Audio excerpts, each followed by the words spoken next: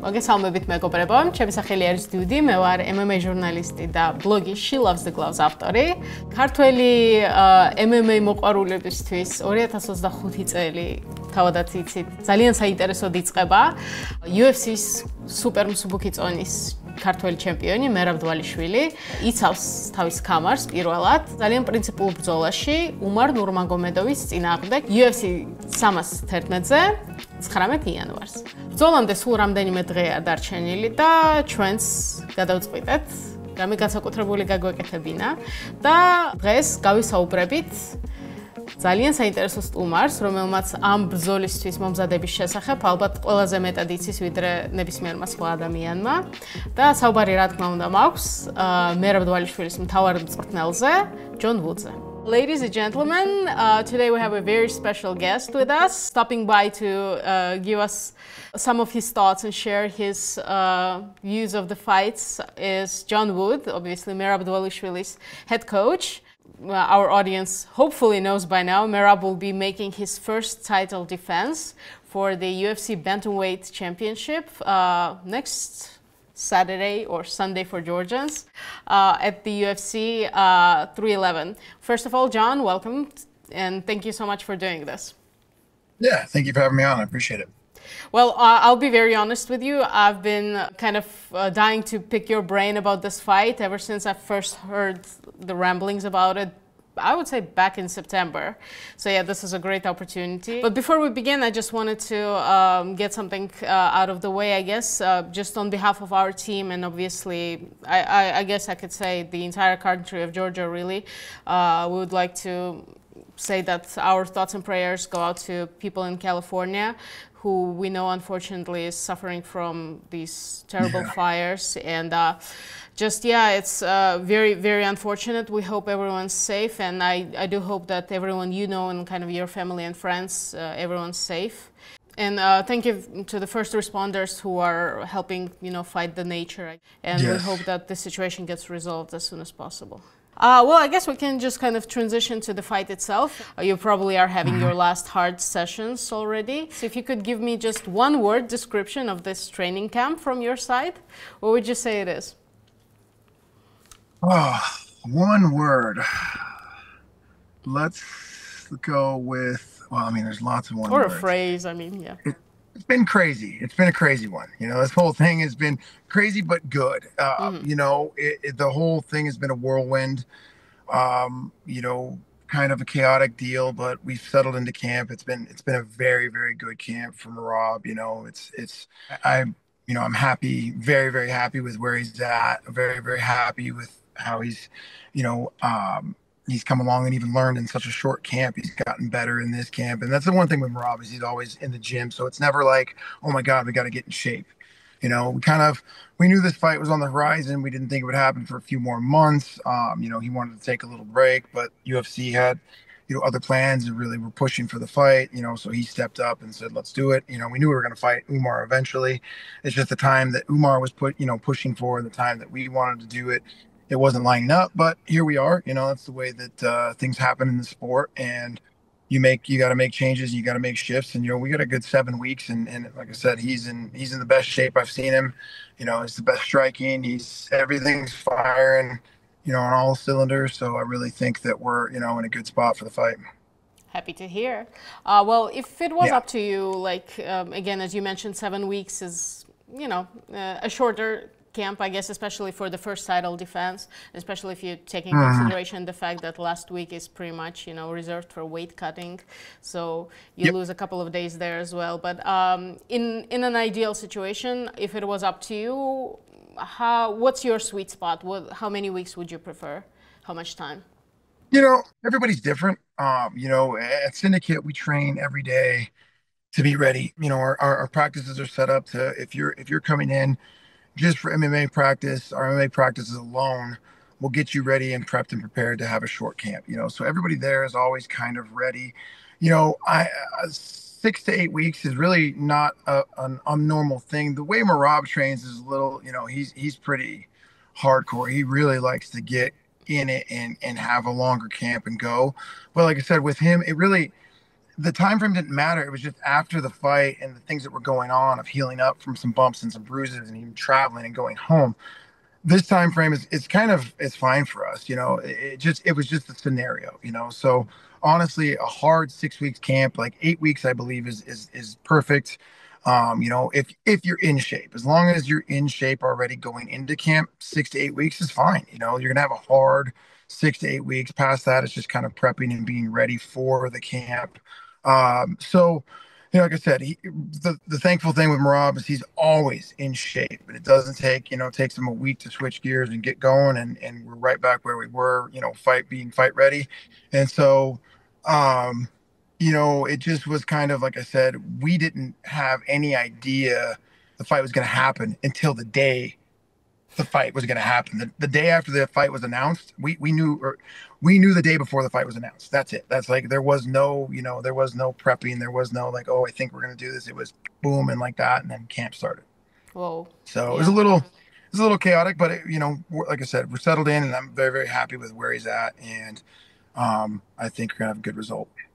And just to compare that with the camp that you had for Sean, how long, how far from, the announcement did you know about the, I mean, I think that was like something insane, like a 12-week camp. Like we had over 12 weeks for that. We knew long ahead. They were prepping for Noche, for a long time ahead. That one was one that was planned out, that they knew what they wanted. The UFC knew where they were going with it. And, that was a big event that they made sure they crossed all their T's and dotted all their I's and had everything in effect. So we had a long camp, almost too long. It's one of those things where you want to find that sweet spot where if it's too long, you end up risking injury, getting hurt, getting burnt out, peaking at the wrong time. But again, Merab is a different type of animal. He's a special human being when it comes to, fighting and the way he trains and the way he does things. I don't think I've ever met anybody who's mentally and physically as strong as that man. So it doesn't matter, short, long, whatever it is, he's prepared and ready to go. Well, they don't call him the machine for nothing, I guess, huh? It's insane. You can see the things we see in the room on a daily basis. There's a lot of oohs and ahs all the time for just what that man does on a regular basis. Oh, that's super nice to hear as a Georgian. I'm just very fascinated usually when it comes to camps and how different teams structure their camp. So if you can just touch up on that, like what does the daily schedule look like pretty much day to day? And how does that change with the weeks, I guess? So we kind of, I've been really working the last year or two to structure things a little more professional. MMA is such a new sport. We're still kind of in the infant stages of learning, and we don't quite have the money and the infrastructure that some like the NFL and the NHL and the NBA, like these huge, sporting organizations have behind it yet. So, we're kind of limited and scratching and clawing to kind of figure out what we can do. But I'm very fortunate at Syndicate. We have a great, gym, and our gym is funded by, the regular Joe that comes. We have, about 900 students at our gym training, jiu-jitsu and MMA and Muay Thai, everything without the fighters. So we're able to kind of do a couple little different things and add some more coaches. And I've really spent the last year focusing on kind of formatting and breaking down more like a professional team would. What do they do? How do they kind of schedule these things out? How to, almost getting coordinators for each aspect, assigning camps. So when someone gets into a fight, we have a camp meeting. We sit down, we break down what the training schedule is going to look like, who they're working with, the times of the days. My assistant, Emily, we sit down. My wife, Jojo, helps out, scheduling and coordinating everything for the fighters. So that kind of takes that off of their plate, and they can just focus on when they have to show up and, what they're showing up for. Every day, we have our basic MMA practice every day. That's, on Mondays, it's based more on, we're going to do wall wrestling, but with that wall wrestling and cage defense and stuff, it's still MMA. We're still working on the ground. We're still working on strikes and shooting in. It's always, everything is built at our gym around MMA. It's not sports specific, it's not a specific thing. It's, we might be focusing in an area, but everything we do. So Monday through Saturday, we have our team practices every day in the mornings, 11:30, and then individuals, I might come in before, we work pad work, we come back at night, we do our small group training, sports specific for the fight, for the opponent, working on, we were at the gym till 8 o'clock, 9 o'clock last night with Merab, and working on different things that we're sharpening up on. I'm heading over to the gym right now to finish up. He's doing some sparring and some things today. But we really at our gym really kind of focusing in to make it as easy as possible for the athlete and kind of try to take a little more professional aspect to it. But like I said, we sit down and we schedule everything out at the beginning of camp, so that we're peaking at the right time, so that we're not doing too much, doing too less. And sometimes we tweak and arrange things differently if someone's getting burnt out, or you can see a lot of it with what we do is reading the room, reading the energy levels of the room. We have a great culture and a great team and a great family kind of oriented team at our gym. So come Thursday, Friday, sometimes these guys are beat to shit, and we gotta maybe we'll reel it back a little bit, or if somebody's so tired, maybe we'll cancel a session or do something different in the session. But we're really all hands on. I've got an amazing group of coaches and assistant coaches that have been able to really take a big load off of my shoulders and help out. So everybody, we've got 65, 70 fighters on the pro team, and another 30, 40 amateurs right now that we're building up. We're really focused in the last year on building our amateur team. So there's a lot of moving parts, but I really think we're doing something special and doing something different, and it's obviously showing with the results we're getting. Definitely. I mean, Merab, Khalil, there's a lot of success stories coming out from your camp for sure. But yeah, well, and just to kind of, I guess, dive into the matchup more. So this, one of the central narratives, I guess, that we can say around this fight between Umar and Merab is the story of comparison, maybe, or a competition, I would say, of the grappling, or just say Dagestani style wrestling and grappling with contrasted with the style that Merab kind of put on the map, I guess, with his success lately. Yeah, sure, they both are fairly, proficient at grappling, I'd say, but when you just look at them both, right? Like, what are the key differences that you can identify? And again, feel free to get as technical or detailed as you would like. Yeah, obviously Umar's a very well-rounded fighter. He comes from a great lineage. He has a phenomenal last name that carries a lot of weight. And maybe I think that name has, I don't want to say not overvalue, but it shifted the narrative. People think that, he's the next guy that's the next big Nurmagomedov that's coming out, and the heir to the throne of, Khabib's reign. And he's very good. He's very well-rounded everywhere. He's got a good wrestling defense. He's got good submissions. He's got great striking, where he may be a little more polished in the areas as in some of the things that Merab does. And I don't want to say polished as in, Merab is a wild man, and when I first got him, he's a little Tasmanian devil, he's a little ball of chaos. And what we've done is that is what has made him so successful. So you don't want to change those things. You don't want to make Merab into this, this smooth looking, slick guy. Like, we're gonna keep what got him to the dance. We're gonna keep him there, and it's just kind of now controlling the chaos. To whereas maybe, you look at Umar and maybe it's a little prettier and slicker on what he does than what Merab does, but Merab does everything just as well, if not better, in a different way. Like, that's what he brings to the game, is that controlled chaos that you're going to get in there and you're going to be in a little tornado and you don't know how to react or what to do. And the one thing I've said this before is, like, Merab is still growing and getting better as a fighter, as the UFC champion. There's still areas every week, every day, he's getting better. Like, his ceiling is so much higher than where he's at right now. And I think you're just going to keep seeing that, and that's where the next evolution of Merab is going to be a very, very, very scary fighter, and he's already a scary fighter. So the one thing, they're both very strong-willed fighters. They're both very mentally proficient. They don't panic bad situations. They don't break very easy. The one thing with Merab that he has over anybody, not just Umar, is his pace and his cardio and his relentlessness never backs off. It gets stronger and stronger each round it goes. It gets better and better and better. And you haven't even, seen it in some of these fights because he's been having such a good time lately beating these guys up that maybe coming in the later rounds, he's just enjoying himself too much. But we're kind of directing that now to looking to start to get those finishes, looking to start to do, more damage and having less fun, but, still having fun, but pointing that in the right direction because this dude, I've never seen anything like it where he can go 5 hard rounds and then he'll come back and do a 6th and it's even better than the last 5, and he'll continue. Like this dude, I have to lock him out of the cage. His will and pressure is something that's unmatched, and it is a weapon that not too many people on this planet possess.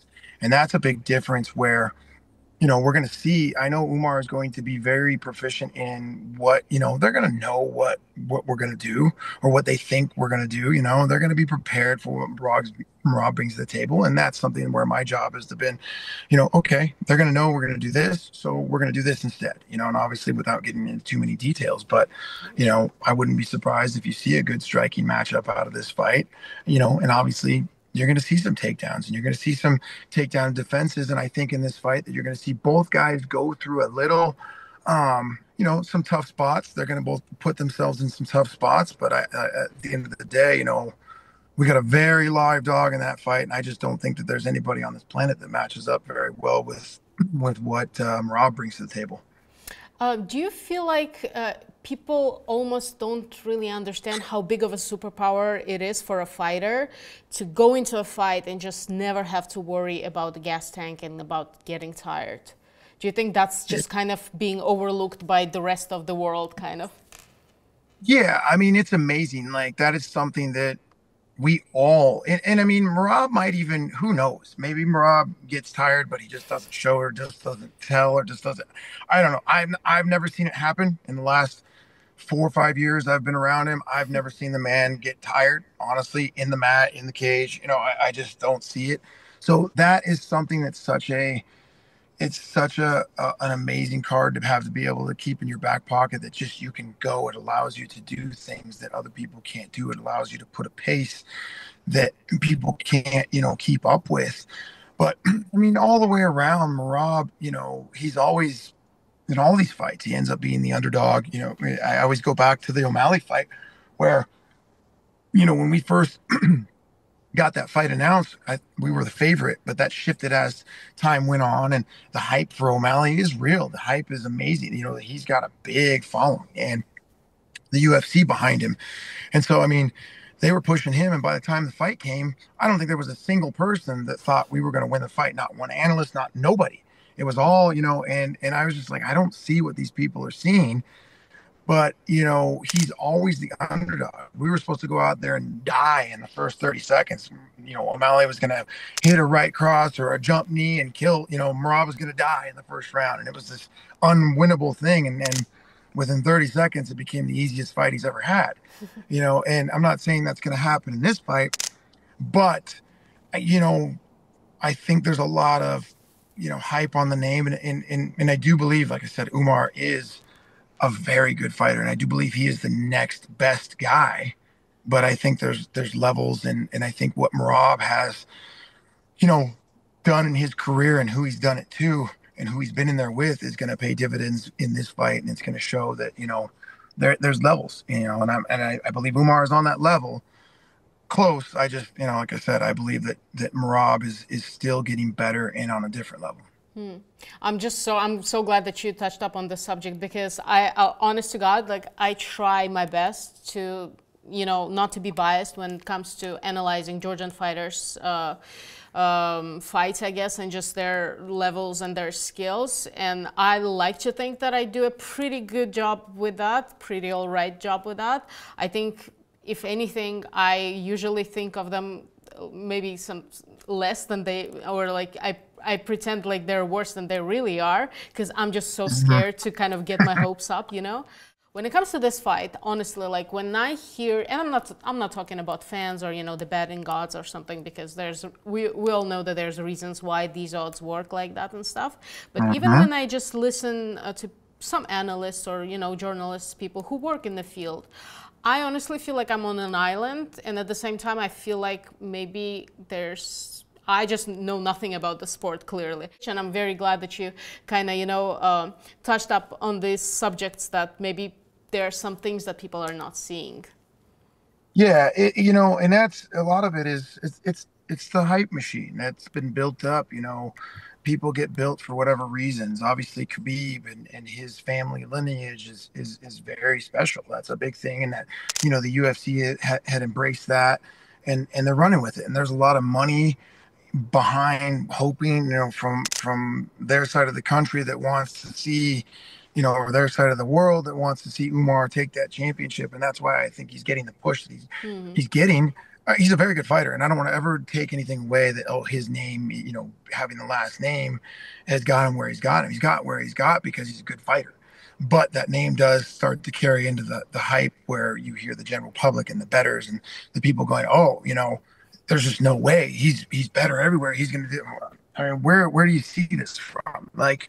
And that's the deal, is that it cracks me up too, because I'll watching tape and doing, the film studies and the things we do and hearing these people. And there's been things where, even myself said coming up to, and I've said this before, coming up to Noche, there was so much hype, and there was so much, you're watching yourself on Embedded, you're doing interviews, you're talking about it every day, and everything you see, it's literally in your face that, oh yeah, Merab's going to get smoked, he's going to get killed. And you're like, wait, am I missing something? And even that, I'll go back, and I don't really focus too much on the other fighter as much as I focus on my fighter and what we need to improve and what gets us to the win. And, going back and even, like fight week, I always make sure that I watch my fighter more, just to make sure that, in my mind, I'm like, oh man. And I went back for that, and I watched a bunch of Merab's fights, and I actually picked up a couple of things, and I went to him and I said, dude, I just, we're going to do this. And he was like, oh man, yeah, I like that. And even that fight week, we made some switches and adjustments, and it really paid off in the fight. But, the hype is real, and Umar's got a little bit of it, going in different areas, and it's weird. But people aren't, they're not adjusting as much as Merab is adjusting. If you watch the fights, Merab's getting better every fight. He's not this crazy, stupid. Like I said, maybe because he doesn't look as polished in some areas, and he's a wild man in some things, the people are going, oh yeah, this is going to happen, that's going to happen. But he's getting better. His fight IQ is getting better. His technique is getting better every fight. And we've still got a lot to grow on. And so I don't think it's going to be any different in this fight. Like I said, there's Umar presents much different problems than O'Malley. But I mean, Peter Yan is, I think, one of the best fighters out there right now. And you can see what that, he was going to kill us. He was going to knock us out. He had, the takedown defense. All these guys, Henry Cejudo, an Olympic athlete, the this and the that, we're not going to be able to take him down. And then go out and look what he does. We're not going to be able to strike with Umar. We're not going to be able to take Umar down. Whatever. We'll see. Umar is going to say what he needs to say of I don't know how he beats me. And his managers are going to say these things. Okay, well, that's what you're supposed to think. I'm supposed to think my guy is going to win. You're supposed to think your guy is going to win. That's what got us here. And we'll see what happens. Yeah, I personally never really take, when fighters say stuff like that, I never really take that, I guess, close to the heart, or never disagree with that, because, yeah, when you're a fighter, I guess you're supposed to be in that mental state, because if you're not, Could be, or you're doing the wrong thing, yeah. Exactly. You have to be in it. Yeah, for sure. Well, yeah, that's a fun little detail. And you mentioned this, that Umar also is, a very unique fighter and stuff. But what would you say is, I guess, his biggest weapon against Merab? I mean, I would say the fact that his wrestling and wrestling defense, we haven't seen too much of his wrestling defense because not too many people go after him on takedowns. So that's something that, will be interesting to see. But, we know his wrestling, and obviously he's trained and prepared. He's coming from a camp that will be prepared, or at least expected to be prepared for what we bring to the table. He trains with a lot of good people. He's got a great coach. He's got a great coaching staff, from AKA to Khabib and all those guys. they've got some great minds in that camp. So I expect a very, meticulous fight plan from them. And the fact that he might be prepared, like he's good on the ground. He's probably one of the better guys that we've fought, in that area. Maybe I would say his best attribute is probably going to be his striking and his, maybe his awareness of the takedowns, awareness of the wrestling to be able to use his striking a little bit more.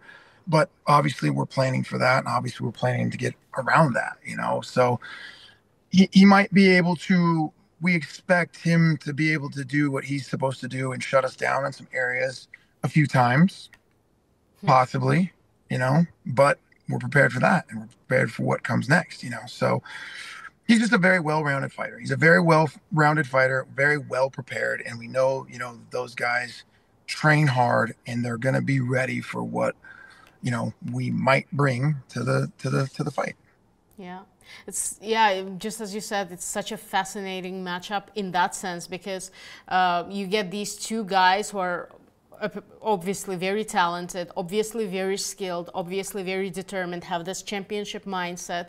And, it's such a principled fight, I would say, between the two of them, and it is personal in some ways, I guess. And it's just, for me personally, as an MMA fan, first and foremost, that's kind of the chess match. That's what I'm looking forward to. And as you mentioned, even if it does turn into a striking affair, I want to see what that looks like, because, again, I don't think people imagined that Merab would outstrike Sean O'Malley in their fight, but that's what we got at the end. I mean, and that's the point, is like, we just fought arguably one of the best strikers, if not the best striker, so-called best striker in that division, and Sean is very good. Sean will put your lights out. Like, that dude has power. Like, Sean is a great fighter, in his areas. And, if you buy into some of the stuff, that you can get caught up and you can get clipped, but you went out and you saw a patient Merab. You saw a Merab that was ready to deal with what was coming, and, O'Malley's obviously stated that he wants that fight back, and okay, that's great. And I don't think it goes any different other than the fact that Merab finishes him next time. But I think that, like I said, we went out there and we were supposed to die on the sword, striking with O'Malley, and that just didn't happen. And so Merab is, like I said, his fight IQ is getting better and better. He's not just going to run headfirst into the fire, or, maybe he is. Maybe that's the game plan. We don't know. Obviously, it's one of those things that, it really is a chess match, and it is fun to go up against these high-level guys with high-level camps. And, as a coach and as a fighter, this is what you live for. This is what gets you up and motivates you early in your career when you're young to want to get to here and have these moments. It's amazing. So, we look at it as a blessing, and to be able to go out there and do what we're doing on the highest levels against the highest level people. And when you're the champ, you're going to fight the next best guy every single time, so there is no easy fights anymore. There is no, oh man, low hanging fruit. I hope we get, there's some guys that obviously match up better, but they're all tough fights, man. Every one of them every single guy in that top 10 of the division is insane. And, the goal is just to prepare for the individual in front of us. And I think that we're very well prepared for whatever happens in that cage. Would you say that you almost prefer it to be a tougher fight, or at least be perceived as a tougher fight as a coach? Because, if sometimes we see that somebody underestimates someone and they end up losing their title, yada, yada. Would you say that it's better to have like a boogeyman of the division as your next challenge? No, we'll take the easy guys all the time if we can. I'd rather just go out there and beat somebody up. I appreciate your honesty, man. Like, if we can just go out there and handle them, then that's always a good night. But no, either way, for whatever is ready, you have to prepare. So there is no like prepare for the easy guy, prepare for the hard guy. It's prepare for the best single, guy that's going to step up, especially at this. at this level, everybody who's coming to fight for a title is going to fight their ass off as hard as they can against you to win that title. That's their moment, you know, and obviously we got there. So we're the guy right now, and we're going to train as hard as we can to keep that belt. And even aside from the belt, I don't really care. I've told Merab this, you know, the title obviously comes with a lot of good things. It comes with a lot of negative things. It comes with a lot of more, you know, interviews and business and things and that you have to take care of. We need to set all that aside and just go back to, we just have to beat the guy that's across the cage. No matter what, if there's a title involved or not, we fight to win. We don't fight to go out there and have, you know, a fun performance. We go out there to fight to win. And if those things come with it, it's great. But you have to be prepared for the best, you know, and the best situation, the worst situation. And in the UFC, there really is no easy fights. In the UFC with a ranked fighter, you know, it's always got its issues. So you just have to be ready for everything. Yeah. If I can ask you that, who would be for you like the perfect matchup, or somebody that you would want to kind of, you know, the dream fight for Merab to kind of coach him against? Maybe even someone from the past, maybe past champions, or somebody currently on the roster?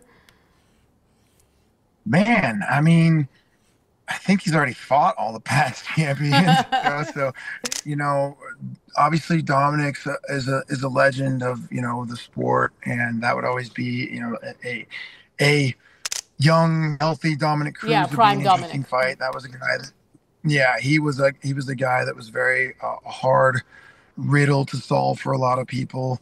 You know, maybe geez, I don't know who else would. I'd say Aldo in his prime, you know, that guy was a killer. Yeah. But we already fought Aldo, so I don't know, man. I mean, Umar is probably the guy right now that comes with the biggest, you know, the biggest name and hype. So and I don't think he's you can undefeated. Get like So yeah, he's undefeated. You can't get much of a bigger camp with Khabib and, you know, Javier Mendez and AKA. There's just a great coaching staff of those guys, you know, behind him. So, you know, he's coming in there as one of the most well-prepared guys that you're going to get. So, honestly, I think we're about to fight that guy. You know, I think that's the guy that we're about to go with right now is the number one dude. So, yeah, I'd have to say probably Umar. Yeah, that's cool. I'll take that answer. Yeah, and actually, if you can just take a step back, and I'll explain why. So I know you've kind of talked about this in previous interviews, how you and Merab started working together. But the thing is that some things are lost in translation, and these news of Merab having a new head coach, basically, they kind of were sprung on the casual Georgian MMA fan, I would say. Maybe there were a lot of people who only found out that Merab has a new head coach after the Sean fight, because again, there was a different game plan involved. There were some, you know, changes and stuff. And so if we can just kind of take a step back and talk about that, how did you two come to work together? So Merab started coming in. I mean, it's had to have been like 4 or 5 years now where he's been showing up at the gym somewhere. It was a couple fights before the Aldo fight. Oh wow. He started popping in, and he was kind of floating around Vegas, you know, with the UFC PI here. There's a lot of guys that come in and just start training there and start trying to find their way and who they're going to go with. And so he had been floating around and popping into the gym, and, you know, he's obviously a very likable guy. He's very respectable and, you know, respectful in the room. So I'm not much of a guy, you know, I want fighters to come to our gym and feel that that's where they should be, and feel that, you know, our team and our staff is who they want to be with, and who they, you know, it should feel good to them. So I'm not a guy who does, you know, I don't force myself into the situation much. And he was coming out from New York, and a lot of the Ray Longo guys were coming back and forth, and Aljo being out here. So he was checking it out, and, you know, he had been here, and it was about, he'd done a few camps and training thing, and been in the room for a while. And about Aldo, he had been pretty consistent at our gym with Aldo, and I worked with him a little bit, but he was in the room on a daily basis for the Aldo fight. And then kind of after that fight, he had basically decided, you know, hey, this is going to be my home gym. You know, so he moved, he got a house here, you know, and we really started training, you know, kind of full time for the Peter Yan fight, Cejudo, and obviously O'Malley. He's been here for a while, and then, like I said, after that fight, that's kind of where I took the reins. Obviously, Ray Longo and Matt Serra and those guys, I have nothing but respect for them. They're amazing coaches. They paved the way for a lot of the things that, as a coach, that I've looked up to those guys and respected them. And Merab has a lot of loyalty, as most Georgian people do, and I respect that too. So he's always, he let me know, hey, Ray's going to be involved and at least in the corner and come in, and that's something that he's always wanted it, and I have no problem with that whatsoever. And then as my position has grown and as we've he's full time. He's been full time since Peter Yan, but Ray Longo is such a, like I said, he's a legend. He's an OG in the sport, and I have nothing but respect for him. So I'm not there to jump in and make any announcements, or I'm not the guy who needs to be the guy in front of the fighter or needs to be the getting the shine or whatever it is. And so I sit back, and as these things come, and if my name gets mentioned or I get into these interviews and things, it's because our fighters and our team has done so well that here we are, But Ray's still in the corner. He's always looked up, he's looked at Ray as his original coach, and he's a guy that, like I said, we all work well together, and he comes in and he corners. And so, sometimes like people ask me, well, or they don't know what the situation is. And Ray's always, like I said, that dude's got a name. He's a legend. So I'm not there to try to take any shine and do whatever. And I always have a great time, being in the corner with him and talking to him and getting whatever knowledge and things that I can pick up off that guy. But so long story short, he's been there since, he said, before the Aldo fight, he's been there, kind of milling about. But after that is where, the Peter Yan fight is where he made the switch and was pretty much here full time for Yan, Cejudo, O'Malley, and this camp. And, Ray will come in and still be in the corner, and that's that. Yeah, I think that whole team that you guys have over there in the corner again, Ray, yourself, and Aljo, I think works just fine, and I think that he feels very comfortable with the three of you. And that's what it is, man. It's all about what the fighter needs and what the fighter wants. It really is. Obviously, and Aljo comes in and works with him all the time, and Aljo's great to have in the corner. I mean, he's a former world champion with a wealth of knowledge, and those guys. And they've known him for such a long time. So there might be things that they can say or do or pick up on that maybe I don't know about. As I've learned, I see things, and it is a good corner, and it is a great, it's a pleasure and it's an honor to be able to work with those guys and work alongside those guys, and all, we all kind of set our egos aside and just work for, the goal, which is to have Rob's, hand raised at the end of that fight. Yeah, that's awesome. But to kind of go back on what you've mentioned, and I've heard you mention it in other interviews before that, and again, it's a bit of an unusual thing to say about the world champion, but you've said that Merab is quite green when it comes to MMA still to this day.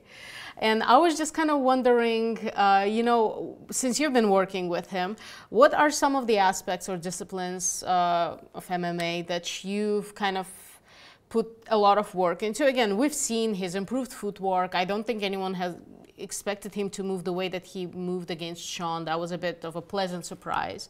But yeah, if we can just kind of identify those areas that you feel like he has most improved in, and what are maybe some areas that are more challenging? Sure. With Merab, and when I say green in MMA, it's not like the guy doesn't know. So I always take MMA as its own thing. It's different, special. MMA has become its own thing. It's not jiu-jitsu. It's not wrestling. It's not this. It's not that. So we work, and I've worked for a long time in specializing in MMA as a whole, how to work a cage, how to work techniques. It's the little in-between things that really start to add up if you're doing those little things that really go unnoticed, maybe by the naked eye or people watching at home. And that's where Merab, obviously, he knows how to wrestle, he knows how to grapple, he knows jiu-jitsu, he knows how to strike. We're smoothing some of those things out, obviously, and teaching footwork and teaching the whys and the wheres and the wins. And putting those things together for to work in a fight, you know. So a lot of guys over specialize in one area. Hey, I'm going to go do this, and I'm going to go do this, and I'm going to go do this, and I'm going to go do this. And I've got 18 different coaches that maybe aren't even working together. You know, the one thing we do at Syndicate is all my coaches, all of us work together to put the game plan and put the plan together for the fighter. So it's all one functioning MMA structure. You know, where that's the biggest part is starting to make him understand, hey, this happens here. This isn't wrestling now. This is MMA. Or, hey, we can hit here. Our footwork needs to work this way to set up these shots. When we hit the ground, we need to start doing these things to make sure that we don't have to shoot 50 takedowns. We shoot 5 and we make them count, you know? And so just those things of getting, you know, the information in there in a different way. And the one thing, it's crazy, he learns so differently. Like, he's such a, you know, like sometimes at the beginning I didn't know if he was getting the information, but the crazy thing is I can show him something, I don't even know if he does it on the mat there, but he will go back the next day in sparring and hit it perfectly. He downloads information on his own kind of wavelength and time, and it's really kind of cool and special. But like the information that you get him, it's crazy that he'll do it in a live setting perfectly, you know, even after a day or two of just teaching him. And it's been great because at the first time, like I said, he was such a wild little crazy guy on the mat. I didn't know how we were going to work together, but it's been awesome. And I'm still, obviously, I try to mold myself to the fighter, not the fighter to me. I need to learn how they learn, what makes them learn better, how they learn more efficiently, how to work more efficiently with them. And we're kind of really hitting that. And it's every week, he's always doing something that surprises me. You know, he's learning at such a great rate. And that's why I said his MMA game, from, like you said, his footwork, learning the patience, learning to keep it chaotic, maybe make it look chaotic, but knowing what he's doing structurally, fundamentally, and being able to you know, put that out there in a fight and make it successful. So there's like reason to the madness, I guess. Oh, that's exactly what it is. The method to the madness. I don't want to keep someone, like I said, if whatever it is that got that person to where they are, got them person to the UFC, got them to be successful, I don't want to take that away. I want to improve that. How do we do that better? How do we shape that? And while we do that better, we add a couple of the other things that we need to add. You know, you don't want to change a fighter's fundamentals unless you really have to, unless that's something that happens organically. You know, you don't want to take a crazy wrestler and try to make him a boxer. And you know, you've seen that so many times. You've seen great wrestlers and jiu-jitsu guys fall in love with, they get a knockout or two, and then all of a sudden they become, you know, I'm gonna throw these things all the time. It feels good. And then sometimes it doesn't go well for the career, you know, in the long run. So you just want to keep building the fighter at what they're great at. And that's where I see Merab on a daily basis just getting better and better as his MMA IQ is just growing very rapidly too. Well, that's pleasant to hear. But if we can just kind of identify one area maybe that comes to mind that you just, when you look back at all these years, you can kind of say that, you really grew a lot in this way. His striking for sure, his footwork, his striking, his footwork, and now his controlling on the ground, you know, his positioning, are things that we've worked on a lot. Fixing fundamentals and fixing people's footwork is one of the biggest things that that comes with so many problems. If their feet aren't underneath them in the proper way, you can't strike, you can't set up your takedowns, you can't do these things. So I'd say his footwork has come leaps and bounds. You know, his power is now there when he's striking. Like, this camp has been one of the more brutal camps for me. The way he's hitting, he's literally beating the shit out of me, you know, on the pads and going, and it's tough. And everybody in the room is just being like, God damn, like he's hitting so much harder and faster. It's yeah. I mean, you're going to see some things, like I said, in this fight and all the fights forward, you're going to really start to see a big evolution in some areas that you wouldn't suspect. Honestly, we cannot wait for that, because again, it's not something that you can say a lot about the champion already, about an established fighter, because it's kind of this notion that you cannot really teach an old dog new tricks, but we clearly see that in Merab, and again, it's a joy to behold, really. Just kind of also in regards with champions, obviously, the big part is done, right? It's one of the hardest things in the world, probably becoming a UFC champion, especially in the bantamweight division. Yeah. Yeah, it's a Shark Tank. I mean, come on, let's be honest here, right? But I guess people would argue that it's even harder to keep the belt, right? I don't know whether you agree with that or not. I think it's a very true statement, because literally you are fighting the next best guy every time. You're fighting the guy who has fought his entire life for that moment. You're fighting the guy who has earned that moment by beating everybody else, and it's the biggest moment in his life. And sometimes that can work against him. Sometimes the pressure breaks people, and you see people show up in title fights and they just, holy shit, just melt under the lights.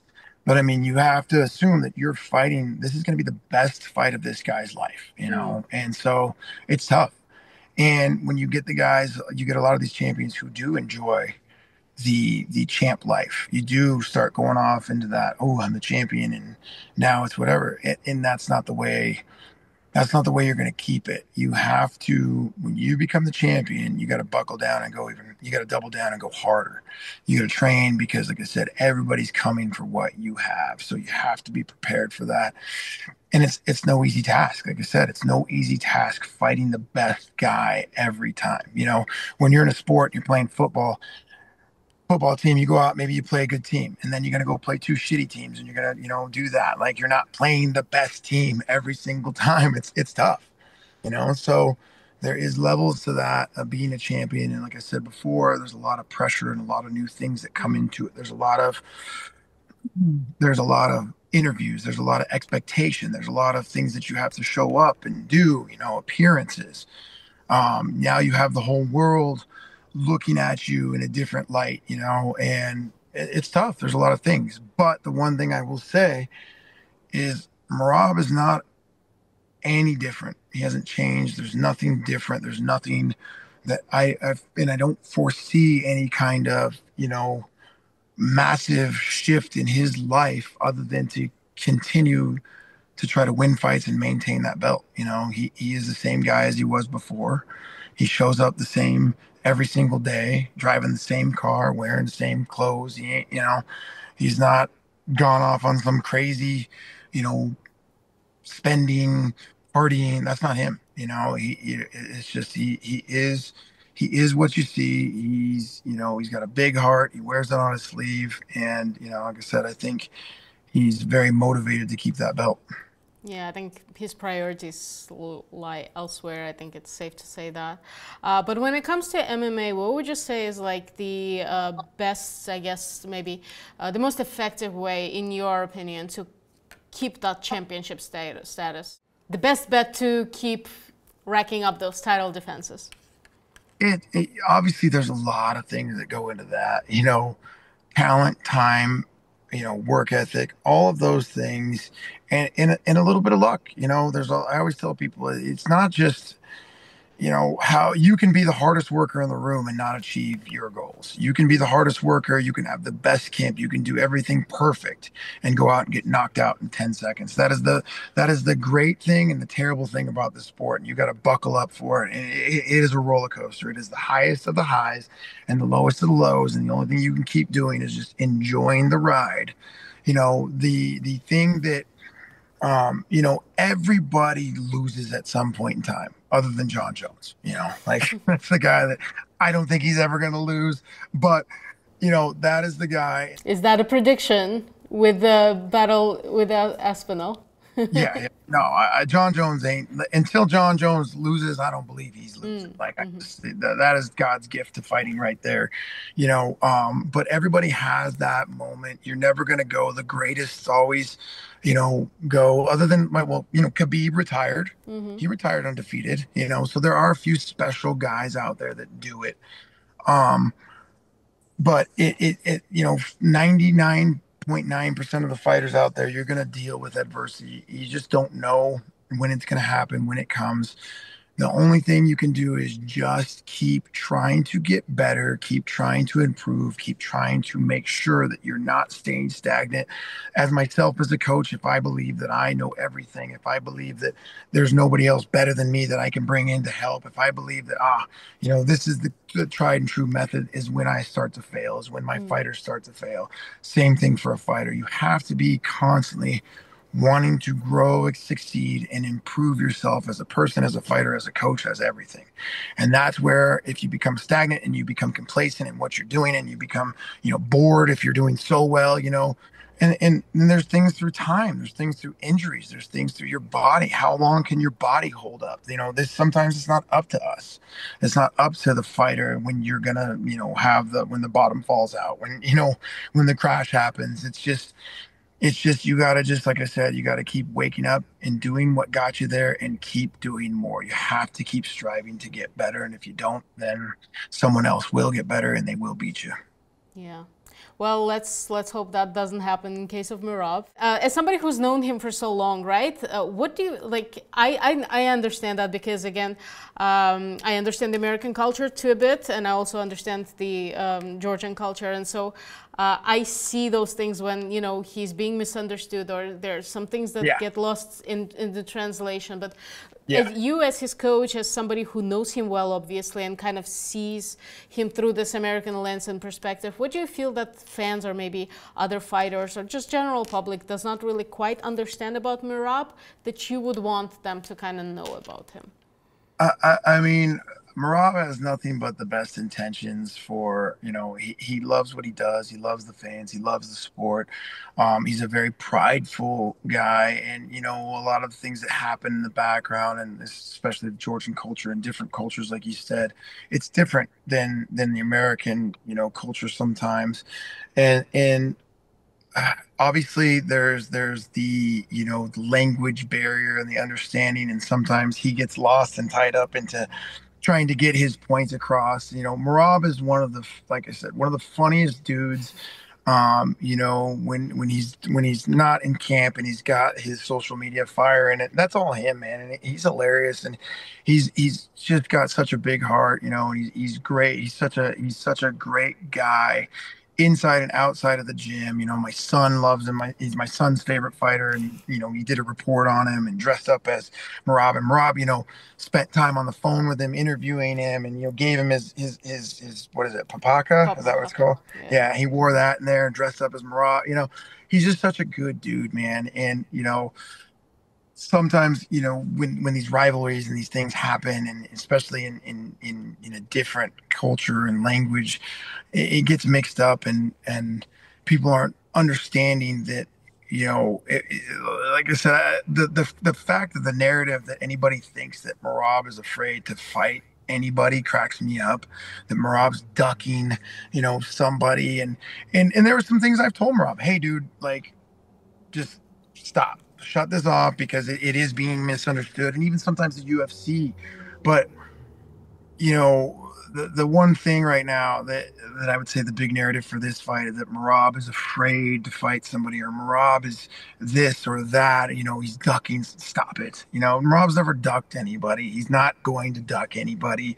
The guy is a true fighter, and will go out there and fight to the death every single time, and he's going to leave it all out there. And it's no different for Umar, and like I said, the narrative sometimes gets spun and things get misconstrued, but that was the major thing for this is Merab is not afraid to fight anybody.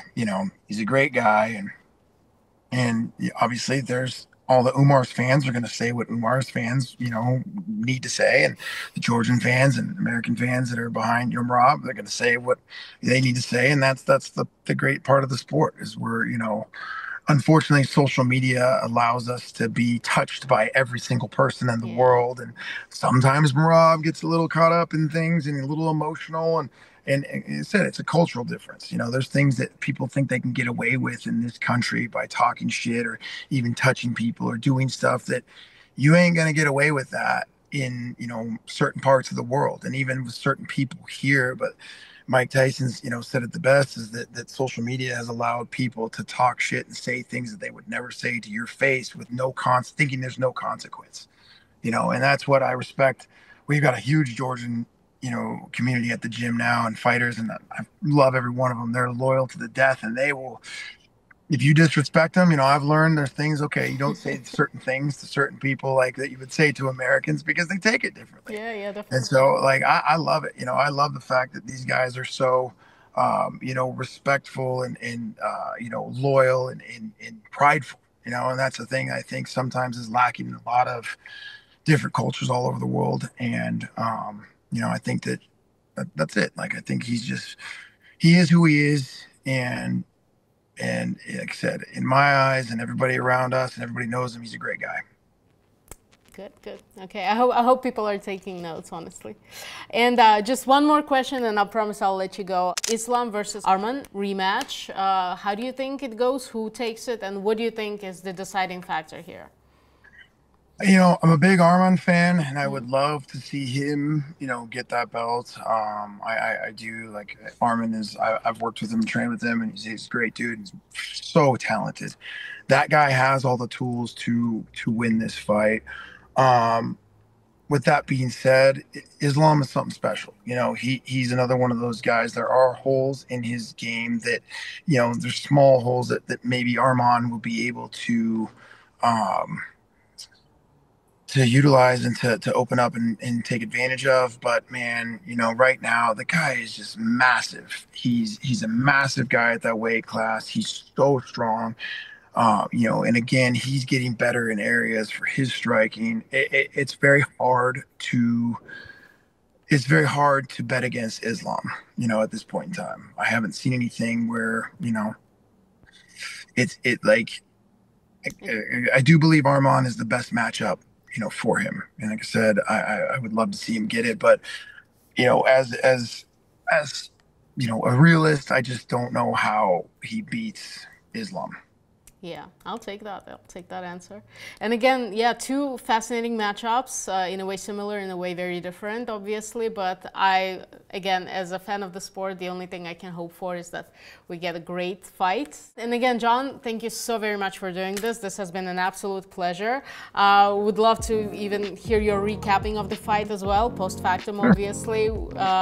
And clearly, we wish you the best of luck. Give our best to Merab. And I don't know if I don't believe you've been to Georgia. Probably not. I haven't. I've told him I'd like to get over there. So hopefully after this fight, we can get a trip over there. I really love to come over there. Well, I know you have a lot of fighters in your stable, and you're also very busy. But we would love to host you here and maybe get you in for the longer length full podcast or something like that. But yeah, love to. Again, thank you so much for doing this, and you have a great day.